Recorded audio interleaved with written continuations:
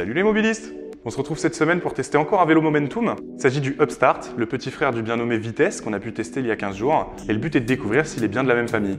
Alors même parents ou pas? C'est parti! Alors il est comment le petit frère? Le cadre donne le ton tout de suite, nous sommes en présence d'un urbain. En alu noir, avec les logos en bleu permettant de l'identifier immédiatement comme étant un Momentum. Notez que sur le modèle 2017, le haut des tubes a été aplati et le rendu est plutôt joli.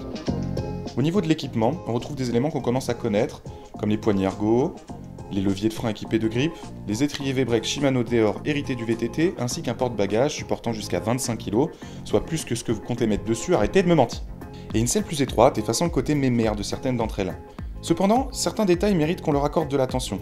Je pense notamment à la sonnette, toute petite, intelligemment intégrée derrière le levier de frein, et la potence, dont l'angle est réglable pour s'adapter au mieux à toutes les envies de celui ou celle qui l'utilisera.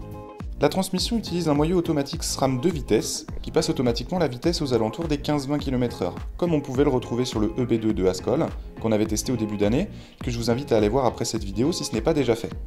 Côté pratique, le vélo est équipé de lumières avant et arrière que je trouve un peu faibles, mais qui vous permettront largement d'être vus la nuit, et d'une béquille latérale pour vous stationner où bon vous semble. Mais là où le Upstart tire son épingle du jeu est au niveau électrique. Il est équipé d'un moteur de 250 watts sur le moyeu avant, alimenté par une batterie amovible de 36 volts et 374 Wh. Jusqu'ici rien de fou, on voit ça partout. À ceci près que le Upstart possède le système Autorque, breveté par Momentum, qui dote notre monture d'un capteur de puissance au pédalier permettant de transmettre le plus fidèlement possible la puissance donnée lors du pédalage au niveau du moteur, ce qui est jusqu'ici la principale faiblesse des moteurs sur le moyeu avant. Pour l'autonomie, comptez entre 45 et 80 km. Concernant le module de réglage de l'assistance, il a été réduit à son plus simple appareil, donc pas d'écran ni d'infos précises, on retrouve juste une estimation du niveau de batterie restant, ainsi que le niveau d'assistance en cours, point. Côté régime, le Upstart pèse 18 kg, à peine plus lourd qu'un Vélib, disons que c'est un peu le pote qui a tout mieux que lui. Alors, première bonne surprise sur le Upstart, c'est le fameux capteur de puissance au pédalier qui permet d'enregistrer fidèlement les watts que vous donnez au vélo et d'être retransmis vers le moteur sur le moyeu avant. Parce que sur la plupart de ces vélos-là, normalement, l'accélération est très saccadée et elle vous oblige à soit avoir un vélo équipé de 6 niveaux d'assistance pour éviter justement les à-coups trop violents quand l'assistance est au maximum, et aussi à compenser le fait que le moteur ne se coupe pas quand vous arrêtez de pédaler. Là, vous n'aurez pas de souci. Si vous pédalez pas, le moteur ne s'active pas. Si vous pédalez, le moteur s'active à la hauteur des watts que vous mettez dans votre pédalage. L'avantage d'un moteur comme ça, donc en fait, les niveaux d'assistance, comme je vous l'ai expliqué, étaient calculés par rapport à un ratio d'effort donné par vos jambes et d'effort donné par le moteur. Donc en niveau 1, vous êtes sur 70% d'efforts faits par vous, 30% par le moteur, 50-50 en niveau 2, et 30-70, ça s'inverse du coup, en niveau 3. Donc ce qui vous permet quand même de faire du sport, puisque vous n'aurez jamais une assistance à 100% et accessoirement de passer les 25 relativement facilement.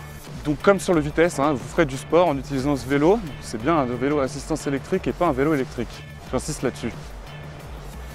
Au niveau des sensations de conduite, on retrouve un grand guidon droit, assez large, donc pareil en termes de maniabilité, c'est super cool. Les poignées ergo qui encaissent bien les vibrations que ne fait pas la fourche avant, qui elle est rigide. C'est un vélo qui est très péchu.